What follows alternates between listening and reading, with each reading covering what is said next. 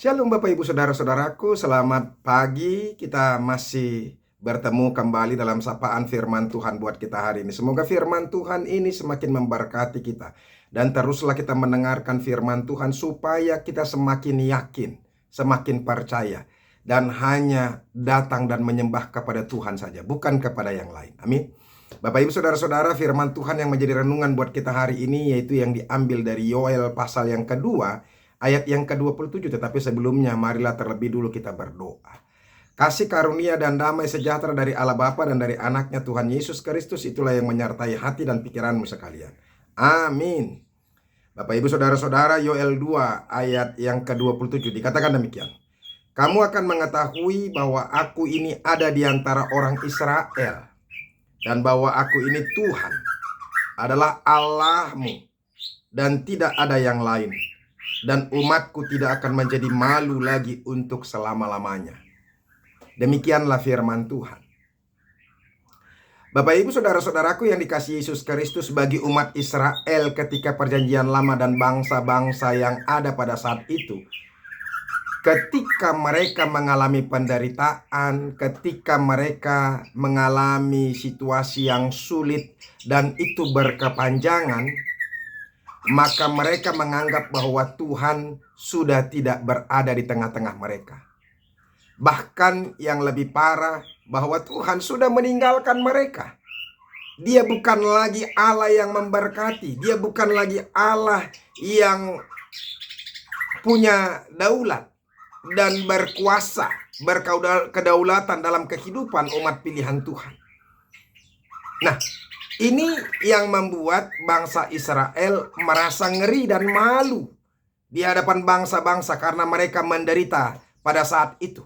Mereka bergumul, secara ekonomi bergumul, secara kehidupan mereka bergumul, dan juga secara bangsa yang berdaulat mereka juga bergumul. Karena apa? Karena nantinya, kalau di sini dikatakan belalang-belalang yang datang dari utara itu menggambarkan Asyur dan Babel.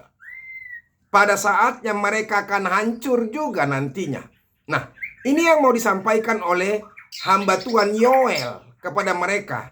Supaya apa? Mereka mau bertobat, mau menyembah Tuhan, mau datang kepadanya, dan meninggalkan dewa-dewa yang lain dalam kehidupan mereka. Alangkah sedihnya Tuhan, alangkah kesalnya Tuhan juga melihat umat pilihannya. Begitu baiknya Tuhan, begitu Tuhan memperhatikan mereka, tetapi justru mereka semakin jauh dari Tuhan. Nah, hari ini melalui Nabi Yoel ini, mereka mau diingatkan kalau mereka mau bertobat, mereka berpaling dari kejahatan mereka dan meninggalkan seluruh penyembahan-penyembahan berhala mereka, dan mereka mau datang kepada Tuhan, maka Tuhan tetap berkuasa. Tuhan akan memberikan yang terbaik dalam kehidupan mereka. Artinya saudara-saudara, Allah itu adalah tetap berkuasa. Allah itu tetap tinggal bagi mereka. Dan bukan saja hanya tetap berkuasa dan tinggal bagi mereka, tetapi Allah itu mau menunjukkan kasih-Nya kepada mereka, mau menolong, asal mereka mau percaya dan berbalik kepadanya. Supaya belalang-belalang yang menghabiskan tanaman mereka, menghancurkan ekonomi mereka, semuanya akan dibuang oleh Tuhan, dicampakkan oleh Tuhan. Itu. Nah, saudara-saudara, dari mana kita tahu bahwa sebenarnya Allah tetap berkuasa? Dari firman Tuhan ini. Dan sebelum firman Tuhan ini juga sudah dikatakan saudara-saudara beberapa hal. Ya, apa yang akan dilakukan Tuhan kepada mereka? Yang pertama, gandum, anggur, dan minyak akan diberikan kepada umat pilihan Tuhan itu. Sehingga mereka akan apa? Menjadi orang yang kenyang. Orang yang tidak kekurangan apapun dalam kehidupan mereka. Itu. Jadi, ini mau menunjukkan bahwa Allah yang mereka sembah adalah Allah yang masih memberkati mereka. Asal mereka boleh mau datang kepada Tuhan dan menyembah Tuhan itu dengan sepenuhnya, bukan kepada Allah yang lain. Tuhan akan memberikan mereka kekenyangan dan berkat atas makanan dan minuman. Itu.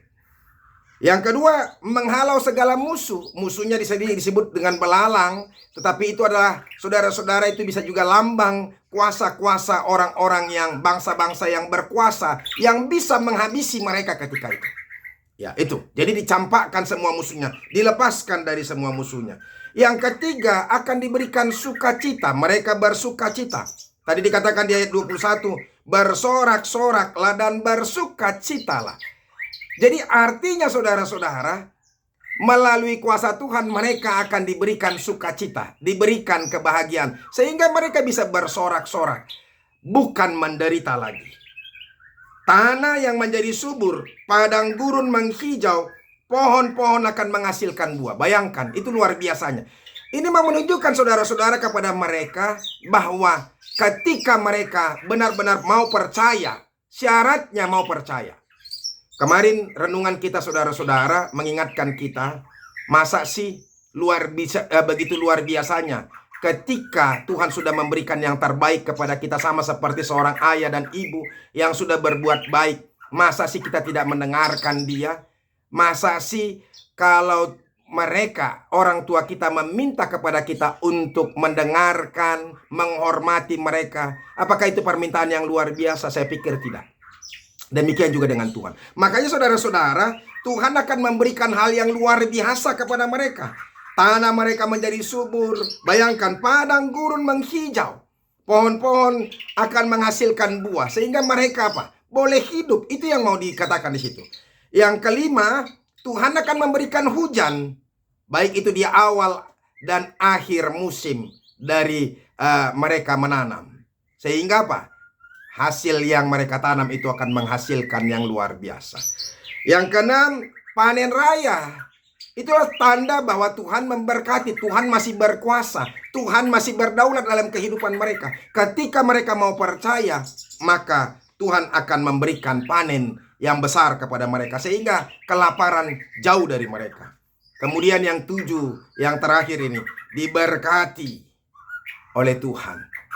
Dan mereka dijauhkan dari rasa malu di tengah-tengah kehidupan bangsa yang lain. Mereka menjadi bangsa yang berdaulat dan mempunyai wibawa karena mereka memiliki kemakmuran. Nah, inilah makanya hari ini firman Tuhan ini mau mengingatkan kepada mereka. Kalau ada orang yang mengatakan bahwa Allah sudah tidak berada di tengah-tengah mereka, atau Allah tidak peduli kepada mereka, bahkan Allah sudah meninggalkan mereka, tidak. Hanya ketika itu mereka perlu bertobat. Mereka perlu percaya. Mereka hanya datang menyembah Tuhan dan memohon ampun. Maka Tuhan akan memberikan hal yang terbaik. Kamu akan mengetahui bahwa aku ini ada di antara orang Israel. Inilah firman Tuhan. Jadi Tuhan mau katakan kepada mereka, kepada seluruh orang-orang, bahwa Tuhan masih berada di tengah-tengah bangsa Israel. Dan bahwa aku ini adalah Tuhan Allahmu, dan tidak ada yang lain. Jadi cuma Tuhan saja Allah bagi bangsa Israel, dan tidak ada Allah-Allah yang lain. Dan mereka adalah umatku, tidak akan menjadi malu lagi untuk selama-lamanya. Oleh karena itu, saudara-saudara, ini juga menjadi pengingat kepada kita, supaya setiap kita juga boleh bertobat, boleh menyadari kekurangan. Ketika kita mengalami persoalan, ketika kita mengalami masalah, mungkin bukan Tuhan tidak berada di dalam kehidupan kita, atau dia tidak menolong kita, tapi dosa-dosa kita, kejahatan kita yang menghalangi Tuhan mendengarkan seruan kita.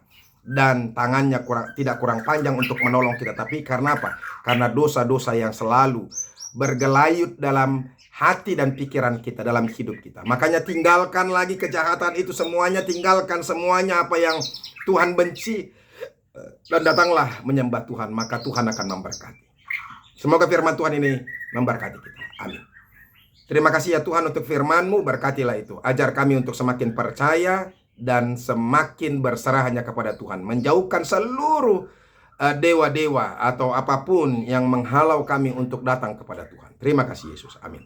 Bapak Ibu saudara-saudara, kita sudah dengarkan firman Tuhan. Tetaplah percaya. Jangan mau lagi menyerahkan hidupmu kepada hal-hal yang lain. Sembah Tuhan, datang kepadanya, mohon pengampunan kepada Tuhan. Maka Tuhan akan memberikan hal-hal yang ajaib kepadamu. Tuhan Yesus memberkati. Salam.